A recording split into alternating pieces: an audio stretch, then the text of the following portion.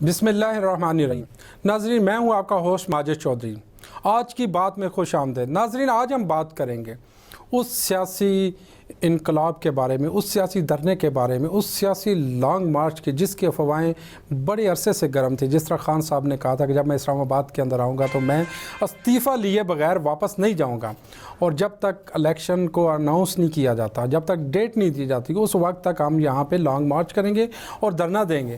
تو ناظرین، آپ کیا سمجھتے ہیں کہ یہ جو خان صاحب ہیں، ان کے پیچھے کوئی حقائق کیا ہے پس پردہ؟ کیا ڈیل ہو چکی ہے؟ جس طرح 25 مئی خاص طور پہ یہ دن یاد رہے گا، اور اس دن کو منتخب کیا گیا جس طرح یاسین ملک صاحب کو 25 مئی کو سزا سنائی گئی، اور اس کے علاوہ ان کی جو بیٹی ہے، انہوں نے اسکرین کے اوپر آ کے ایک ریکویسٹ کی، خان صاحب خدا کے لیے آپ اس کو 2 دن آگے بڑھا دیں۔ جس طرح آپ ہمارے ساتھ جو کشمیر کے ساتھ ظلم ہو رہا ہے، خاص طور پہ جو حریت رہنما یاسین ملک صاحب، جن کی ایک بڑی، میں سمجھتا ہوں کشمیر کے اندر ایک خدمات ہیں، اور انہوں نے قربانی دی، اس کی فیملی نے قربانی دی، کیا اس دن کا انتخاب کرنا چاہیے تھا یا اس کو 2 دن ڈیلے کیا جا سکتا تھا؟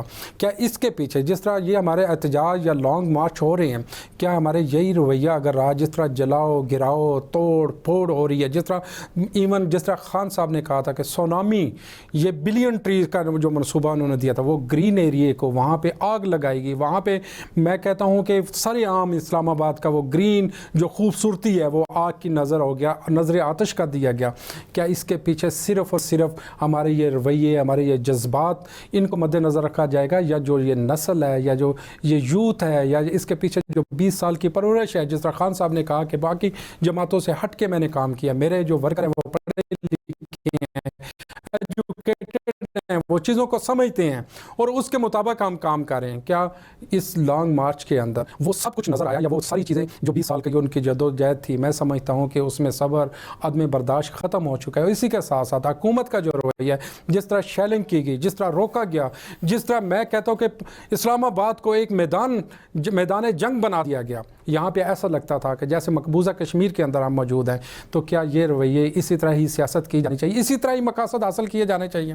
تو اس کے ساتھ ناظرین، جو کشمیر ہے، خاص طور پہ کشمیر کے موضوع کے اوپر آج تک بڑے جو ہمارے لیڈران ہیں، انہوں نے کیوں نہیں اسٹیٹمنٹ دی اور کھل کے سامنے کیوں نہیں بات کی؟ تو اسی موضوع پہ آج ہم بات کریں گے۔ ہمارے اسٹوڈیو میں سب سے پہلے میں اپنے جو گیسٹ ہیں ان کا تعارف کرواتا چلوں۔ سب سے پہلے موجود ہیں سجاد خان بھٹی صاحب، جو کہ ایک سماجی کارکن ہیں، اور ان کی ایک بڑی گہری نظر ہے، اور یہ ان تمام معاملات کو دیکھتے ہیں، اور سماجی شخصیت ہے، اور بڑھ چڑھ کر سماجی کاموں میں حصہ لیتے ہیں۔ اسی کے ساتھ ہمیں اسٹوڈیو میں جوائن کیا ہے روحی ہاشمی صاحبہ، جن کا تعلق پاکستان تحریک انصاف سے ہے، اور ہم نے پاکستان مسلم لیگ سے، نون سے ہم نے کال کی تھی ڈاکٹر فرزانہ راجہ صاحبہ کو، ڈاکٹر فرزانہ صاحبہ کو، لیکن وہ اپنی کسی تکنیکی وجوہات کی وجہ سے، مصروفیات کی وجہ سے ہمارے ساتھ پروگرام میں شامل نہیں ہو سکیں۔ تو آج سب سے پہلے ہم سٹارٹ کریں گے سجاد خان بھٹی صاحب۔ آپ سب سے پہلے یہ بتائیے گا سر، جس طرح آپ یہ دیکھتے ہیں کہ یہ ہمارے ملک کے اندر یہ جلاؤ گھراؤ، اور میں یہ سمجھتا ہوں کہ ایک ایسی صورتحال پیدا کر دی جاتی ہے کہ ایسا لگتا ہے کہ یہ ملک ٹوٹنے والا ہے، یا یہ ملک بالکل دیوالیہ ہونے والا ہے۔ کیا یہ سیاسی جماعتوں کو یہی وتیرہ رکھنا چاہیے؟ اور باقی جو پیچھے پریویس آپ نے جتنے بھی دھرنے اور لانگ مارچ دیکھے ہیں، کیا وہ بھی ایسے ہی کرتے آئے ہیں، اور جس طرح پاکستان تحریک انصاف نے کیا؟ بسم اللہ الرحمن الرحیم۔ یہ جی پرامن لانگ مارچ تھا، لیکن اس میں جو ہمارا کلچر ہے، جو ہمارا پاکستانی ہم قوم ہے، یہ ہمیں زیب نہیں دیتی۔ یہ چیزیں جس طرح ہوا ہے، ایسے بنا ہوا تھا جیسے کشمیر ہے، پاکستان میں بالکل فیل نہیں ہو رہا تھا جس طرح یہ اتنی آنسو گیس، جس طرح وہ شیلنگ ہو رہی، جس طرح وہ شیلنگ کی گئی، جس طرح وہ ماحول بنایا گیا، یہ وہ لوگ، میں کہتا ہوں کہ ابھی تک بھی کچھ ایسے ہی ہمارے خواتین بھی ہیں، وہ مرد حضرات بھی، جو کہتے ہیں کہ ہمارے ابھی تک جو ہمارے گلے سے، آنکھوں سے، وہ ابھی آنسو گیس کی وہ سمیل نہیں گئی۔ جی چھوٹے چھوٹے بچے تھے وہاں پہ ہم نے خود دیکھا کہ آنکھوں سے ٹی وی میں چل رہا تھا سارا کچھ، ہم میڈیا والے شو کروا رہے تھے، چھوٹے چھوٹے بچے اور لیڈیز تھی۔ ہم نے آج سے پہلے اس طرح کا کبھی نہیں دیکھا، کہ پہلے بھی لانگ مارچ ہوتے رہے ہیں، دنیا آتی رہی ہے، اس طرح کی شیلنگ آپ کہہ رہے ہیں کہ اس طرح کی تاریخ سے پہلی دفعہ ہمیں تو یہ ایسے فیل ہو رہا تھا جیسے ہم کشمیر میں ہیں، جہاں کو فلسطین کی کوئی جنگ لگ رہی ہے، ایسے ہمیں فیل نہیں ہو رہا تھا کہ یہ پاکستان ہے۔ جس طرح یہ بچوں کے ساتھ، عورتوں کے ساتھ یہ ٹوٹلی جلاؤ گراؤ، یہ اسلام آباد تو ہمیں ایسے لگ رہا تھا جیسے کچھ ٹیررسٹ آ گئے، بالکل عجیب سا۔ جی روحی ہاشمی صاحب، میرا آپ سے یہ سوال ہے کہ جس طرح جلاؤ گراؤ کیا گیا، خاص طور پہ حکومت کہتی ہے کہ پاکستان تحریک انصاف کے کارکن تھے جنہوں نے وہاں پہ ہمارے جو گرین ایریا ہے ہمارا، جس طرح خان صاحب کہتے ہیں کہ سونامی اور گرین بلین گرین ٹری کے نام سے انہوں نے ایک منصوبہ بھی وہ کیا، تو یہ اس طرح درختوں کو سر عام اس کی بیوٹی کو خراب کرنا، جلانا، کیا یہ آپ سمجھتے ہیں واقعی جائز ہے؟ بسم اللہ الرحمن الرحیم. تحریک انصاف کے خواتین، جوانوں، ان سب نے پہلے بھی 126 دن کا دھرنا دیا ہوا ہے. کیا آپ وہاں پہ ہمیں دکھا سکتے ہیں کوئی گملہ بھی ٹوٹا کسی تو اس میں کون لوگ شامل تھے؟ ظاہر ہے جو ہمارے پرامن قسم کے احتجاج کو اور مارچ کو خراب کرنا چاہتے تھے نون لیگ کے بھیجے ہوئے بندے تھے. آپ نے ان کو ایکسپوز کیوں نہیں کیا؟ آپ نے کیمرے دیکھیں، آپ کے پاس پورا ایک میڈیا ایک ٹیم ہے، آپ نے کیوں نہیں ان کو وہاں پہ دکھایا؟ دیکھیں وہ سچویشن ایسی بن گئی تھی، ہماری خواتین، ہمارے مرد، کئیوں کی تو جان پہ بن آئی تھی. آپ نے میڈیا پہ بھی دیکھا ہوگا، لوگ بچے لے کے آئے ہوئے تھے اپنے، وہ تو اسی روٹین کے عادی تھے کہ ماحول اچھا ہوگا. انہیں کیا پتا تھا کہ آگے درندے کھڑے ہیں. جب اس قدر درندگی آپ کہتے ہیں کہ ملک کے اندر بڑھ گئی، تو آپ نے اچانک کیا ایسا الہام ہوا یا کیا ایسا آپ نے یو ٹرن لیا؟ خان صاحب نے کیوں واپس؟ اس پہ میں بات کرتی ہوں. آپ نے کہا درخت جلا دیے، یہ درخت سب ہمارے اپنے ہاتھوں سے لگائے ہوئے ہیں پورے اسلام آباد میں. ایون مردان میں یہ ہے کہ آپ کے اپنے ہاتھوں سے لگائے ہوئے ہیں، ان کو جلاتے ہیں؟ نہیں، ہم نے نہیں جلائے. ہمارا کوئی بندہ کسی کی ویڈیو تصویر جلاتے ہوئے دکھائے، ہم اس کو رانا ثناء اللہ صاحب باقاعدہ کہہ رہے ہیں کہ رانا ثناء اللہ کی کیا بات کرتے ہیں؟ جھوٹا بندہ ہے، اس کی آپ مثال مجھے نہ دیں. آپ مجھے کوئی ایویڈنس دیں، ہم اس بندے کو اپنی پارٹی سے نکال دیں گے جس نے درختوں کو ہاتھ لگایا ہوگا. جس نے بالکل میں دے رہی ہوں، میں بڑی ذمہ داری سے دے رہی ہوں. ہمارے کسی بندے نے نہیں کیا. ہمارے باہر سے کوئی آئے ہوئے ہوں، پی ٹی آئی کے بن کے آئے ہوئے ہوں، کیونکہ ہمیں آلریڈی کہا جا رہا تھا کہ کچھ لوگ، کیونکہ ہماری ذرا پارٹی میں ہم لوگ ہاتھوں پہ جھنڈے باندھ لیتے ہیں، گلے میں ہمارے مفلر ہوتا ہے اس کا، ہمیں کہا گیا تھا کہ آپ کے ساتھ کچھ ایسے تقریب کار شامل ہو رہے ہیں، ان پہ نظر رکھنی ہے. تو کئی لوگ، میری تو بدقسمتی یہ تھی کہ میں 2 دن پہلے کسی کام سے لاہور گئی، جس دن میں نے واپس آنا تھا 23 کو، انہوں نے اسی وقت سے وہ کرنا شروع کر دیا. 24 کو سوری، راستے بند کر دیے انہوں نے. اگر کرنے بھی تھے آپ، اور آپ جو کہہ رہے ہیں کہ کم لوگ آئے ہیں، بالکل میں اس بات کی وٹنس ہوں، کیونکہ میں ایک مچھلی کی طرح تڑپتی رہی کہ میری بہنیں وہاں ہیں، میرا ساری پی ٹی آئی جماعت وہاں پہ ہے اور میں لاہور میں ہوں. میں بائک پہ بیٹھ کے پہنچنے کی کوشش کی، میں نے کار رینٹ پہ لی، ڈیوو کی ٹکٹ لی. راستے بند تھے، قافلے نہیں آئے کوئی اس کے باوجود بھی تعداد کم نہیں ہے. یہ میڈیا ہے جو کچھ لوگ ہیں جو ہم سے ویسے ہی ہماری جماعت سے جلتے ہیں، یہ میڈیا آپ کی آنکھوں کا تارا تھا. دیکھیں اسی میڈیا نے آپ کو روی صاحب اوپر لے کے آئے. جس طرح آپ دیکھیں کہ سوشل، خاص طور پہ جو سوشل میڈیا ہے اور باقی جو پلیٹ فارم ہے، یہ میڈیا کا ہی پلیٹ فارم ہے جس سے آپ لوگ آج خان صاحب کے دیکھیں چند ایک چینل، ماجد صاحب چند ایک چینل اگر یہ کہہ رہے ہیں کہ 20,000 30,000 بندے تھے، ہم لوگ تو وٹنس ہے نا، آپ لوگ بھی وٹنس ہیں. آپ کیا سمجھیں کتنا مجمع آپ نے اکٹھا کیا؟ بہت مجمع تھا، میں ایگزیکٹ تو فگر نہیں دے سکتی، لاکھوں میں لوگ تھے.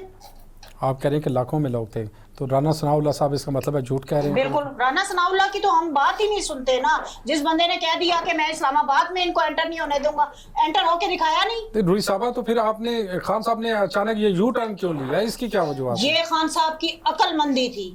یہ خان صاحب نے بہت اچھا فیصلہ کیا. ادروائز آپ کو نہیں پتا کہ پس پشت کیا کچھ ہو رہا تھا. ہو سکتا ہے یہاں پہ بہت زیادہ قتل عام ہو جاتا. دوسری جماعت تو یہی چاہتی تھی کہ 40-50 لاشیں گرائیں اور اس کے بعد ان لاشوں پہ سیاست کریں. یہ خان صاحب کی بڑی وزڈم تھی. تو دیکھیں جب عدالت نے آپ کو اجازت دی روی صاحبہ، تو آپ نے ڈی چوک جانا کیوں؟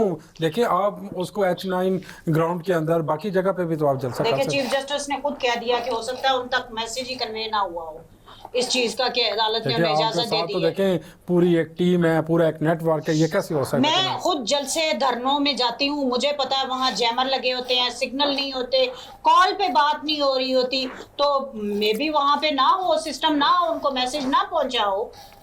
جی سجاد صاحب، جس طرح آپ سمجھتے ہیں خاص طور پہ اسلام آباد کے اندر یہ امن و امان کی جو صورت حال تھی اور جس طرح لوگوں کو موبلائز کیا خان صاحب نے اور اچانک واپس چلے گئے، اس کے پیچھے آپ کیا سمجھتے ہیں؟ کیا افواہیں گرم ہے؟ آپ تو ایک روٹین میں باقی جو اس طرح سماجی کارکن ہے، آپ کو پبلک سے ایک جو ہے نا وہ رابطہ ہے، تو آپ کیا سمجھتے ہیں اس کے پیچھے کیا وجوہات ہیں؟ لوگوں میں کیا افواہیں پھیل رہی ہیں؟ لیکن اس کے پیچھے تو عوام تو ڈفرینٹ اپنی اپنی رائے دے رہی ہے. کچھ لوگ کہہ رہے ہیں کہ کچھ ڈیل ہو گئی تھی، کچھ لوگ کہہ رہے ہیں کہ آرمی کو پریشرائز کیا گیا، کچھ لوگ کہہ رہے ہیں کہ خان صاحب کو تھریٹ کیا گیا. کافی ساری لوگوں کی ڈفرینٹ رائے آ رہی ہیں. خان صاحب تو تھریٹ سے تو میرا نہیں خیال کہ پہلے کوئی ایسی چیز ہو، تو اس کے پیچھے کوئی نہ کوئی ڈیل تو ہو چکی ہوگی نا. لیکن لوگوں کی ڈفرینٹ رائے ہے، ہر پاکستانی بندہ اپنی اپنی رائے دے رہا ہے. لیکن کچھ لوگوں کی یہ ہے کہ ان سے شاید الیکشن کی ڈیٹ شیٹ اناؤنس ہونے کے میں ٹائم لیا گیا ہے 6 دن کا. کچھ لوگ کہہ رہے ہیں کہ مطلب جس طرح ڈفرینٹ ہر بندے کی اپنی اپنی اوپینین ہے. ہر بندہ پرائم منسٹر صاحب نے تو کہا کہ کوئی ایسی بات نہیں ہوئی، ورنہ جو بندہ اتنا کراؤڈ لے کے آ رہا ہے تو وہ ایسے واپس نہیں جاتا، اس کو کچھ شیورٹی پرائم دی گئی منسٹر صاحب ہوگی. نے تو یہ کہا ہے کہ الیکشن کی کوئی ڈیٹ ایسی اناؤنس نہیں ہوئی، یہ پورا ٹینیور ہم مکمل کریں گے. انہوں نے پارلیمنٹ کے اندر کھڑے ہو وہ گئے جو مرضی کہتے رہے. دوسرا ایک میرا پوائنٹ رہ گیا، آپ نے کہا 25 مئی کو ہی منتخب کیوں کیا؟ اس کے پیچھے کوئی لیگیسی نہیں ہے. پلیز اس بات کو مت ہوا دیں کہ یہ کوئی اسپیشل وہ دن تھا. یہ خان تو وہ ہے جس نے کشمیر کے لیے انہوں نے آواز اٹھائی اقوام متحدہ میں جا کے. جب مشال ملک صاحبہ نے آ کے وہ 24 کی رات کو ماں بیٹی بیٹھ کے کر رہی ہیں، اس وقت پوری دنیا جو ہے وہ موبلائز ہو. کشمیر کے اندر یاسین ملک صاحب کا آپ یہ سمجھے کہ کتنا بڑا کردار ہے اور کتنی بڑی ان کی فیملی کی قربانی ہے. بالکل، تو آپ ان کی ریکویسٹ کو ہم اس بات سے بالکل بھی ڈس ایگری نہیں کرتے، اور ہماری ساری ہمدردیاں ہماری جماعت کی ہمدردیاں، اور نیکسٹ بھی جو ہمیں خان صاحب اس سلسلے میں ہدایت دیں گے ہم اس پہ کریں گے. لیکن یہ کچھ کچھ لوگوں کی تو جو نون لیگ ہے، باقی لوگوں سے ہماری بات ہوتی ہے، وہ تو کہتے ہیں کہ یہ سارا کچھ کیا ہی اسی لیے گیا کہ جب دیکھیں میں ایک مثال دیتی ہوں. اگر گھر میں نند بھابھی کی لڑائی ہو نا، تو وہ بھی ایک جو ہے وہ اپنے حق میں بات بتا رہی ہوتی ہے اپنے شوہر کو، دوسری اپنے بھائی کو اپنے حق میں بتا رہی ہوتی ہے. تو یہ ایسے ہی ہے، ان کا دل ہے، وہ جو کہہ لیں. وہ جھوٹے لوگ ہیں، وہ آج تک وہ تو یہ کہتے رہے کہ ہمارا کہیں پہ ایک گھر بھی نہیں ہے. آپ ان کی بات کا یقین کریں گے؟ ہماری جماعت ایک پڑھی لکھی جماعت ہے، ہمارا لیڈر ایک پڑھا لکھا بندہ ہے، جو بات کہتا ہے اس پہ سٹینڈ لیتا ہے. آپ کو صدیوں بعد ایک ایسا بندہ ملا ہے جس کو اتنے فالوورز ہیں.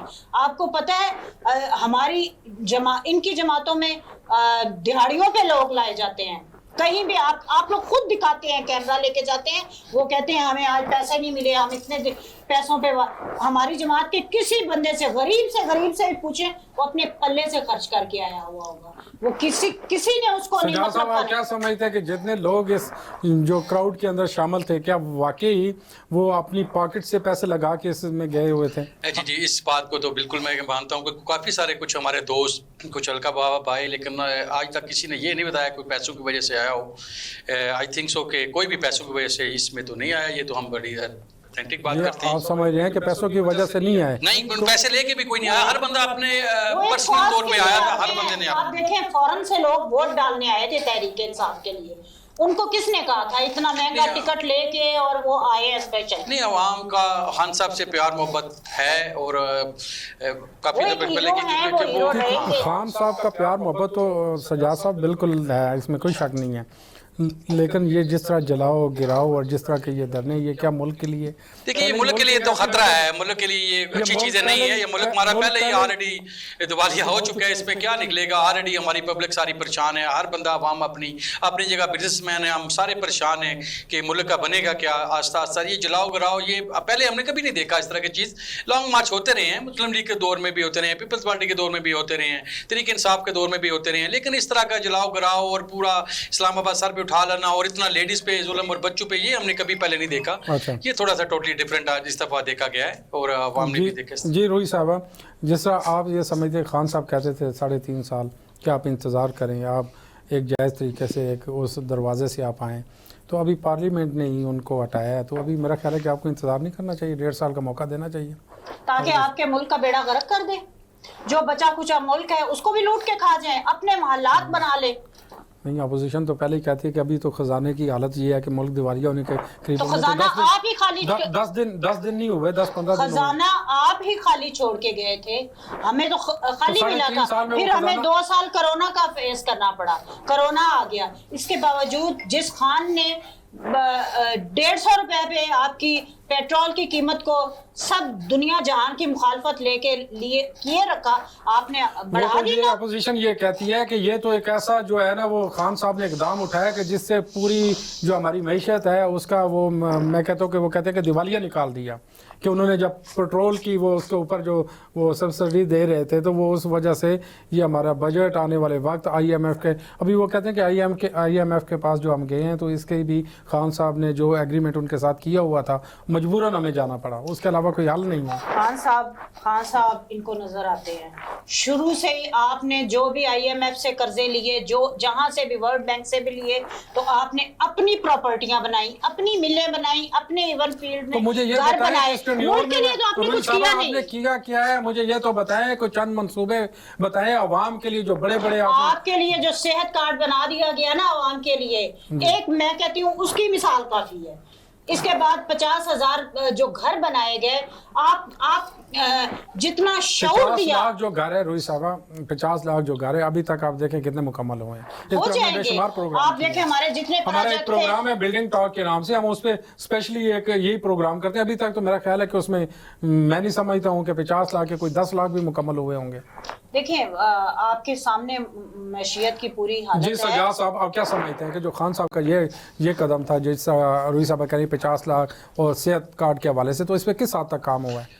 دیکھیں خان صاحب کا ایک کام تو دیکھیں ہم بزنس میں آئے تو کمیونٹی میں ایک خان صاحب نے منسٹری اسکیم جو دی اس میں ہمیں بزنس مینوں کو کافی فائدہ ہوا اور بزنس کافی چل پڑا, اس سے کافی پہیا اس کا جو جام تھا وہ رننگ میں آ گیا. اس کے بعد جہاں تک گھروں کی بات ہے, کچھ سٹارٹ ہوئے تھے گھر, کچھ ابھی کام سٹارٹ تھے, کچھ کرونا کی وجہ سے تھوڑی سی بلاکی تھی, لیکن خان صاحب کے کچھ کام جس طرح یہ فرما رہی ہیں کہ صحت کارڈ میں بھی اچھی ایک پاکستان میں آئی. میں تو نیو یارک سے بیک پہ آیا تھا 2012 میں, تو وہاں پہ ہم نے یہ دیکھا امریکہ میں کہ جو کارڈ میڈیکل فیسلٹیز اور اسکول کالج یہ اگر انسان کو مل جائے تو باقی تو کافی ساری مشکلات انسان کے کم ہو جاتی ہیں. الحمدللہ یہ بڑا اچھا کام تھا, یہ تو ہم اپریشیٹ کرتے ہیں. اور جب نیو یارک سے واپس آئے یہاں پہ آ کے آپ نے بزنس سٹارٹ کیا اور پاکستان کے اندر جو حالات ہے جس طرح ہمارے اوورسیز پاکستان, آپ کیا میسج دیتے ہیں کہ پاکستان کے اندر اچھے لوگ موجود ہیں, انوائرمنٹ اچھا ہے, یہاں پہ انویسٹمنٹ کرنی چاہیے؟ جی پاکستان جیسا ملک تو پوری دنیا, میں نے انگلینڈ بھی دیکھا, امریکہ گیا, دبئی, کافی ساری دنیا دیکھی, لیکن پاکستان ماشاءاللہ اس لحاظ سے بزنس کے کمیونٹی کے حساب سے ویسے بھی اس طرح کافی سارے پاکستان کو بینیفٹ مل جاتے ہیں. اور پاکستان جیسا ملک ماشاءاللہ تو ہم الحمدللہ کہتے ہیں کہ ہم پاکستانی ہیں, اور پاکستان جیسا ملک نہیں ہے. وہاں پہ جہاں کے حالات ہیں ہم دیکھ رہے ہیں کہ شروع سے لے کے آج تک ہمارے پاکستان میں سیاستدان کوئی اچھا لیڈر نہیں ہمیں ملا. اگر اچھا لیڈر ملا تو ہمیں بھی پردیش جانے کی ضرورت نہ پڑتی. آئی تھنک سو ساری دنیا, ہم پہلے جو بچہ تھوڑی سی ڈگری لیتا ہے پہلے اس کا دھیان یہی ہوتا ہے کہ میں باہر چلا جاؤں گا, میں وہیں پہ ڈگری کروں گا, لیکن ہمارے لیڈر نہیں تھے اچھے. اگر اچھے ہوتے تو الحمدللہ ہمیں یہ ضرورت نہ پڑتی. لیکن خان صاحب کی نظر میں جس طرح عوام کو کچھ لگا تھا کچھ اور, لیکن ان کا ایک کام تو ہم سب عوام نے اچھا پسند کیا کہ جو صحت کارڈ والا کام, کیونکہ اس سے کافی ساری بندوں کی مشکلات دور ہو جاتی ہیں.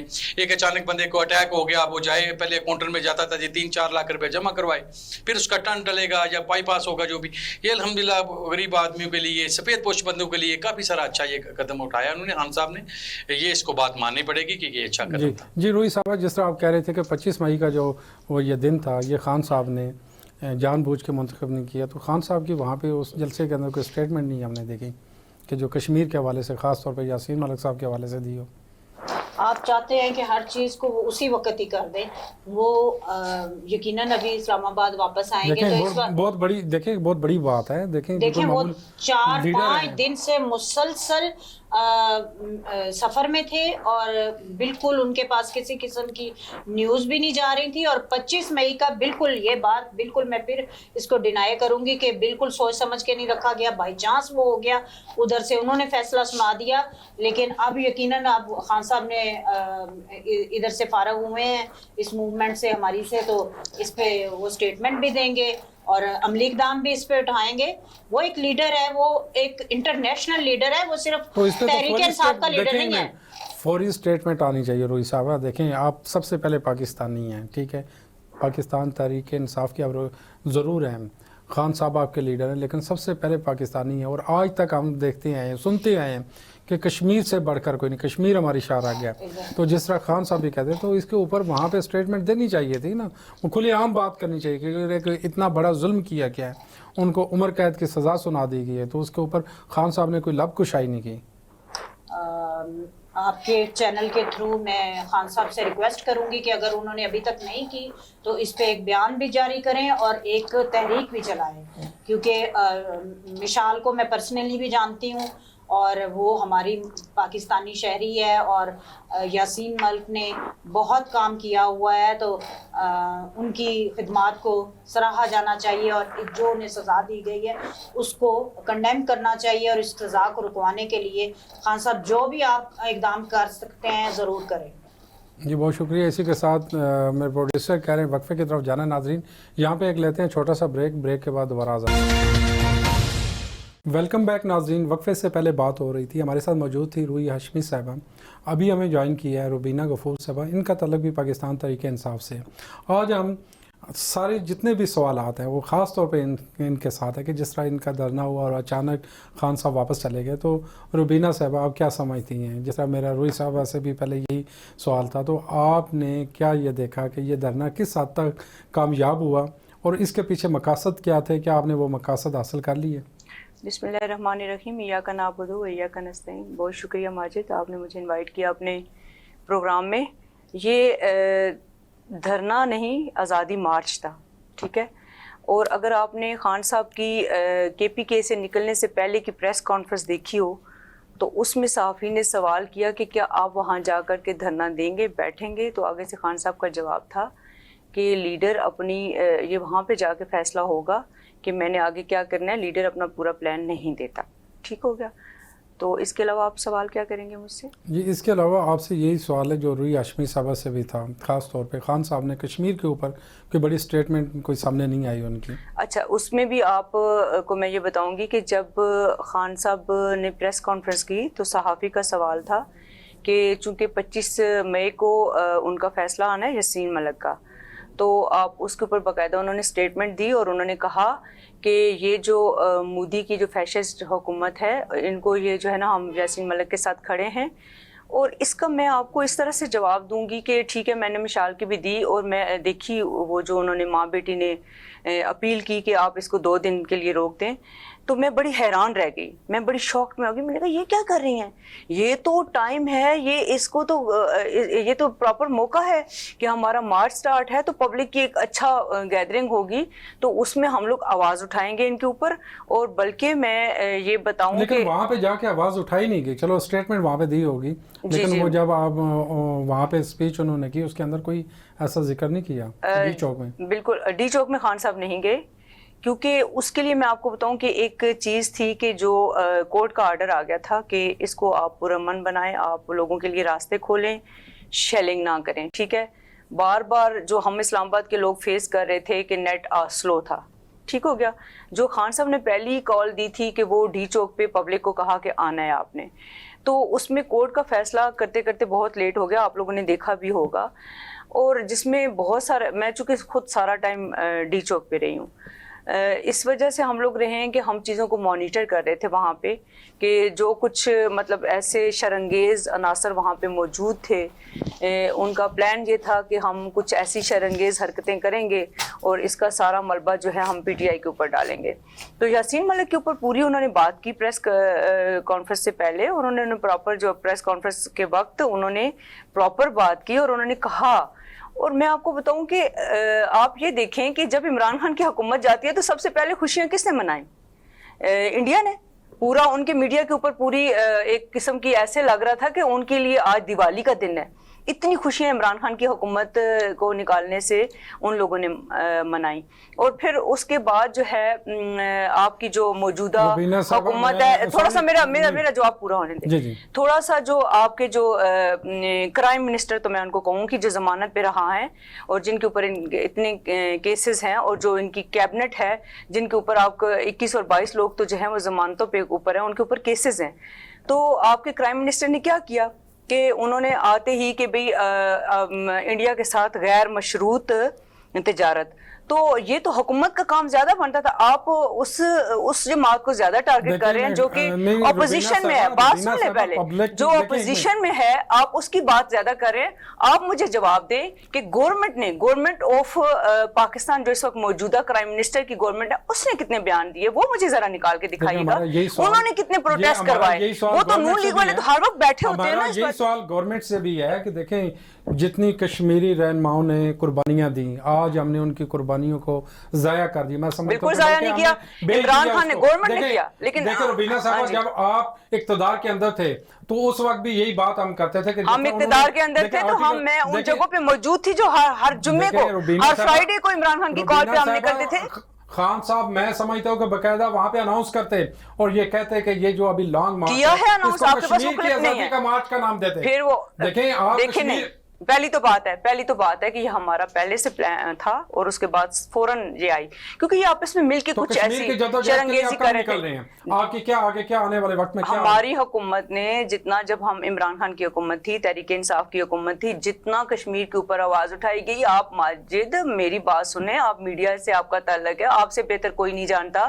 انٹرنیشنل لیول پہ کس نے جا کر کے بات کی؟ عمران خان نے ہی بات کی. عمران خان نے کیا کہا میں آپ کو بتاتی ہوں.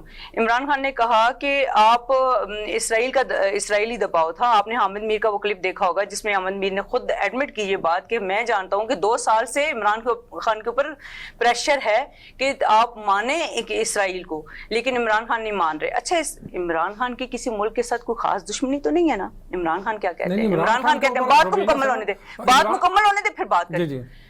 عمران خان کیا کہتے ہیں کہ آپ کشمیر کے اوپر بات کریں, اسرائیل سے آپ کشمیر کی بات کریں, اٹھائیں کشمیر کی بات, آپ فلسطینیوں کی حدود بندی کریں, ان کے حقوق ان کو دیں, تو ہم اسرائیل سے بھی بات کریں گے. دیکھیں میری بات سنیں کہ جتنی عمران خان نے انٹرنیشنل لیول پہ جا کے, آپ کے پاس کلپ موجود ہیں, عمران خان نے جتنی بھی ابھی تک, ایون ہم لوگوں نے جو ہمارے پاس یہ جو اجلاس ہوا تھا OIC کا, اس میں بھی عمران خان نے جب بھی بات کی ہے کشمیر ہی کی تو بات کی ہے.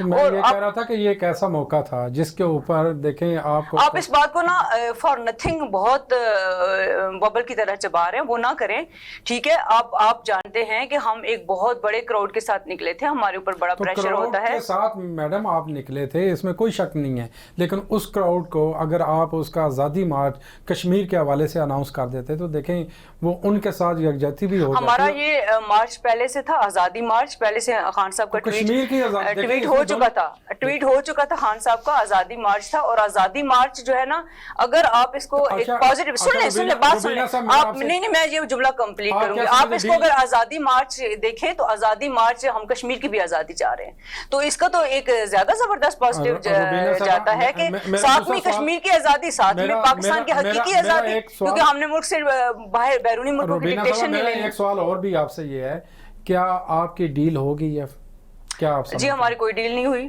نہ ہم اس طرح سے ڈیل کرتے ہیں, نہ ہم کوئی یو ٹرن نہیں ہوا عمران خان کا. دیکھیں میری بات سنیے گا, ابھی کورٹ کا فیصلہ آ جاتا ہے. آپ الیکشن کی ڈیٹ جو ہے نا جب تک اناؤنس نہیں کی جائے گی, خان صاحب نے کہا تھا. آپ سوال بھی کرتے ہیں اور اس کا جواب لینے سے پہلے آپ جو ہے انٹرپٹ کرتے ہیں, یہ اچھے مینرز نہیں ہیں.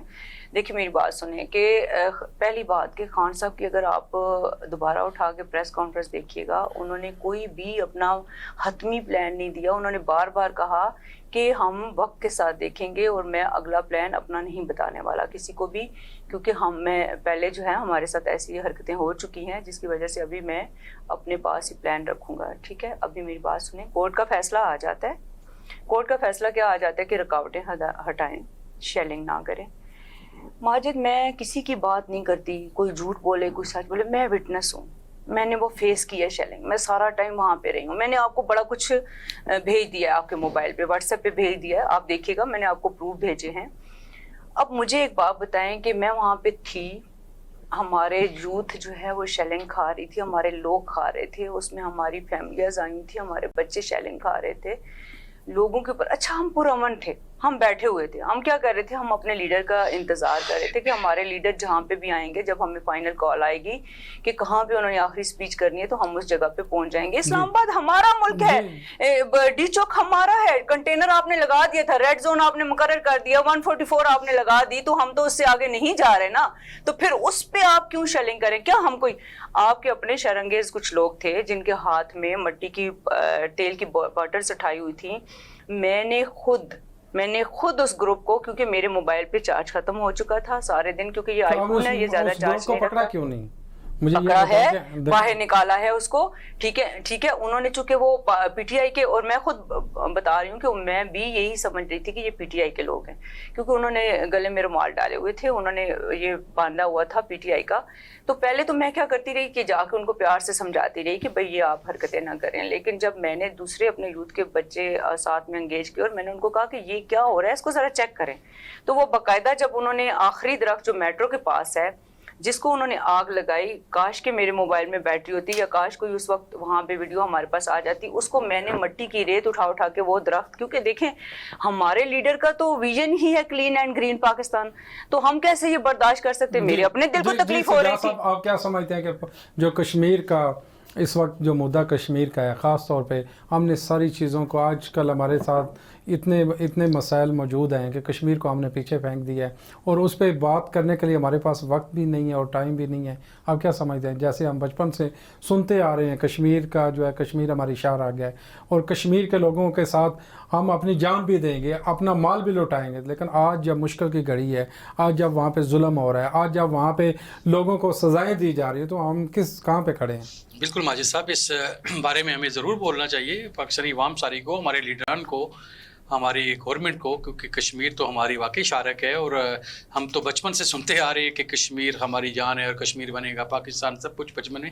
لیکن آج بہت بڑا واقعی یاسین ملک صاحب کے ساتھ بہت بڑا ظلم ہوا ہے. آپ نے دیکھا ہوگا کہ ہر فرائیڈے جب تحریک انصاف کی حکومت تھی تو ہر فرائیڈے کو جا کے پروٹیسٹ ہوتا تھا, میڈم انٹرنیشنل لیول پہ بات کی. اب حکومت کا کام ہے, انصاف کا بھی ہے, اور ہم لوگ جا کے بات بھی کرتے ہیں, ہم بات بھی کرتے ہیں. میں خود اپنے سوشل, آپ کیا گورنمنٹ کے ساتھ بیٹھنا آپ گوارا کریں گے کہ اس ایشو کے اوپر اکٹھے ہو جائیں اور بات کریں؟ سنیں, آپ کون سی گورنمنٹ کے ساتھ مجھے بیٹھنے کے لیے کہہ رہے ہیں جو ضمانتوں پہ رہا ہے, جو 2 ووٹ کے اوپر کھڑا ہے, جو 2 ووٹ کے اوپر صرف حکومت کھڑی ہے. آج جو انہوں نے خریدے ہوئے لوگ ہیں, انہی عدالتوں نے آپ کو صادق اور امین کا لقب دیا ہے, انہی عدالتوں کے فیصلے آپ منو آنا آپ نے تسلیم کیے ہیں, انہی اداروں کو آپ کہتے تھے کہ یہ سب سے سپریم ہے, یہ ادارے ملک کے اندر صحیح کام کرے. آج آپ کہہ رہے ہیں کہ وہ ان کے کرائم منسٹر ہیں, آج انہوں نے یہ کر دیا ہے. دیکھیں ان عدالتوں کا فیصلہ ہے, عدالتوں کا فیصلہ ہے نا, تو عدالتوں کا فیصلہ اس وقت انہوں نے اپنا ووٹ پورا کر لیا. اب تو 2 پہ کھڑے ہیں, ایک تو ان کا ریزائن کر کے چلا گیا. آئینی طریقے, آئین ہی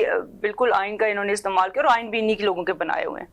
ٹھیک ہے, آئین کوئی جو ہے نا, مطلب یہ کوئی حدیث نہیں ہے, انہی لوگوں کے بنائے ہوا. دیکھیں میری بات سنیں, ہم نے اوورسیز پاکستانی کا ووٹ, ٹھیک ہے, سپریم کورٹ کا آرڈر تھا, ہم نے اوورسیز پاکستانی کو اس کا ووٹ کا حق دیا. انہوں نے کیا کیا, آتے ہی اس کو مٹا دیا. اچھا جی, کیا ہے کہ اوورسیز پاکستانیوں کا پیسہ تو ان کو قبول ہے, لیکن ان کو ووٹ کا رائٹ دینا ان کو قبول نہیں ہے. یہ میں آپ کو ایک بات بتا رہی ہوں کہ میرا تعلق اوورسیز پاکستانیوں کے ساتھ بہت زیادہ ہے, میری آدھی فیملی باہر ہے. آپ یقین کیجئے گا, لوگوں نے بیانے دیے ہوئے روک لیے. انہوں نے کہا کہ انہوں نے جس طرح راتوں رات رجیم چینج کا حصہ رہے ہیں, جس طرح انہوں نے بیرونی مداخلت کے ساتھ گورنمنٹ چینج ہوئی ہے, تو ہم ابھی بالکل ٹرسٹ نہیں کرتے, کیونکہ آپ کو پتہ ہے کہ یہ کرپشن میں انوالو ہے سارے کے سارے. انہوں نے اتنی دیر 35 سال انہوں نے حکومتیں کی, اور کیا تھا ہمارا پاکستان, کیا انہوں نے حشر کر دیا. پہلے بھی ہم یہ کہتے آئے ہیں, آج بھی ہم یہی کہہ رہے ہیں کہ جب آپ اقتدار کے اندر تو آپ نے کیوں نہیں پکڑا, ان کو کیوں نہیں سزائیں دی, ان کیوں وصولی کیوں؟ آپ کو نہیں پتا کہ ہمارے تو اپنے لوگ, ہمارے تو جو اس میں تھے جی, ہمیں چینی چور کہتے تھے, ہمیں آٹا چور کہتے تھے, اور یہ اب دیکھیں زبردست کہ ان کا چینی چور انہوں نے اپنے ساتھ ملا دیا. اسی چینی چور کو ملا کے تو انہوں نے حکومت بنائی ہے. ٹھیک ہے, ہم نے تو اس پہ ہاتھ ڈالا نا, ہم نے تو اپنے لوگوں کو نہیں چھوڑا. ہم تو, ہماری تو لڑائی یہ تھی, عمران خان کی تو لڑائی یہ تھی. اگر عمران خان ان کے ساتھ بیٹھ جاتا, اگر عمران خان ان کو ڈائجسٹ کرتا, تو پھر یہ حکومت کچھ نہیں ہوتی تھی. چینی چور نے 10 سال تک खान साहब के जितने भी जब उस चीनी expenditure चोर की हैं, चीजें सामने आई हैं उनका मैं तो कहता हूं कि वो हमारे इख्तलाफ आना देखिए, शुरू हो गए, ठीक है। उनका वो जेट इस्तेमाल किया जाता रहा, उस वक्त तो चीनी चोर वो नहीं था। जब चीजें सामने देखे माजिद, मेरी एक बात सुने, जब आप बहुत ज्यादा आप किसी के साथ दोस्ती रख रहे हैं, आपको नहीं पता कि भाई ये मेरा दोस्त कैसा है, जब उसको उसकी करप्शन और उसके झूठ आप पकड़ते हैं तो जाहिर सी बात है आप उससे अलग होते हैं। ये इंसानी रवैये हैं और इमरान खान ने ये करके दिखाया। इमरान खान ने पहले अपने लोगों पे हाथ डाला, फिर इनके ऊपर हाथ डाला। और मेरी बात सुन के जाइएगा, ये जो है नैब में भी इनका बंदा, आपने इमरान खान का सुना होगा, नैब में भी इनका बंदा, इलेक्शन कमीशन में भी इनका बंदा, और सबसे बड़ा जुल्म कि आपके सेफ सिटी में मुलव्वस बंदा जो करप्शन में इन्वॉल्व, वो इन्होंने आईजी लगाया। किस लिए लगाया? ताकि वो आईजी कमजोर है, उसके ऊपर करप्शन के चार्जेस हैं, तो जो उसको राना सनाउल्लाह कहेगा वो बात मानेगा। और उन्होंने अपने निहत्ते पाकिस्तानियों के ऊपर, राना सनाउल्लाह आपकी अपने घर में भी बेटी है जिसका डांस आप दिखा रहे थे रीमा को, हमें नहीं बच्चियों के बारे में बात करनी चाहिए। और फिर मेरी इखलाक की बात है, क्या उन्होंने नहीं दिखाया? ये गलत है, उन्होंने खुद बताई ये बात, खुद एडमिट की। तो वो बच्ची आपको कितनी अजीज है। हम भी किसी की बहन है, किसी की माँ। किस तरह आपने शेलिंग की, हमें ऐसा लग रहा, ये मेरे भाई इस वक्त माजिद बार बार बबल की तरह चबा रहे हैं एक बात को कश्मीर के ऊपर आपके, हमें तो खुद फील हो रहा था कि हम मकबूजा कश्मीर में बैठे हुए हैं, हम कैसे फलस्तीनियों के ऊपर बात करेंगे। अब आपने बाहर दुनिया को क्या मैसेज भेजा है, आपने अपने मुल्क के पाकिस्तान के अवाम का क्या हाल किया। मुझे एक बात बताएं, किसके हाथ में आपने गन देखी? तहरीक इंसाफ के किस बंदे के हाथ में गन थी? किसने क्या मतलब कोई जलाओ घराओ उनकी पॉलिसी अख्तियार की कि आपने इतनी शेलिंग एक्सपर्ट शेलिंग, मैंने आपको प्रूफ भेजे हैं, देख लीजिएगा अपने व्हाट्सएप पे। जी सजाद साहब, जिस तरह रुबीना साहब अभी फरमा रही हैं, आप क्या समझते हैं कि आने वाले वक्त में जो मुल्क है वो बेहतरी की तरफ जा रहा है, या इलेक्शन आपको होते हुए नज़दीक नज़र आ रही हैं? जी अभी तो हम कुछ भी नहीं कह सकते, अभी तो डिफरेंट राय है, हर बंदे की अपनी अपनी कुछ बता रहे हैं, लेकिन इलेक्शन होते नज़र भी आ रहे हैं, कुछ कैसी वैसी कोई बातें नज़र आ रही हैं, देखें। लेकिन मुल्क हमारा टोटली जो है ना 2022 में इलेक्शन यानी कि जी 2022 में इंशाल्लाह उम्मीद तो है जी इलेक्शन हो जाएंगे, लेकिन मुल्क इस टाइम जो मौजूदा हालात हैं बहुत बुरी तरह हमारा मुतासर हो रहा है। हमारे बिजनेसमैन भाई, हमारी कम्युनिटी सारी, बिल्कुल हर बंदा डैमेज हो रहा है इस वजह से, क्योंकि हम आज पेट्रोल का भी रात को भी आपने सुन लिया, पेट्रोल भी ऊपर चला गया, इसकी वजह से कर दिया इन्होंने। हाँ जी 30 रुपये महंगा कर दिया, इसकी वजह से हर चीज़ महंगी हो जाएगी, हर बंदे का यही होगा जी पेट्रोल महंगा हो गया, हम इसमें क्या करें जी। तो हर बंदे का जवाब ही ये होगा, बल्कि गंदम वाला भी ये कहेगा जी पेट्रोल महंगा हो गया। तो इससे मुल्क का अभी तो बुरा हाल हो रहा है। अल्लाह ताला हमारे मुल्क पर रहम करे, फजल करे। मौजूदा हालात में तो अभी मुल्क के तो कोई हालात नहीं आ गए। मुझे थोड़ा सा बोलने दीजिएगा, आपकी बात मुकम्मल होगी। मरियम सफ्तर के ये क्लिप मौजूद है, पेट्रोल महंगा होता है तो हर चीज़ महंगी होती है। अच्छा जी, आप देखें मेरी बात सुने, मीडिया के, आपको पता है कि मीडिया के कुछ साथी जिनको मैं अप्रिशिएट करती हूँ, जिन्होंने हमारा साथ दिया, आप जैसे लोग, एयरवाई जैसे टीम, लेकिन इन्होंने बयानिया बना दिया था महंगाई का, जिस महंगाई के लिए ये खुद निकले थे।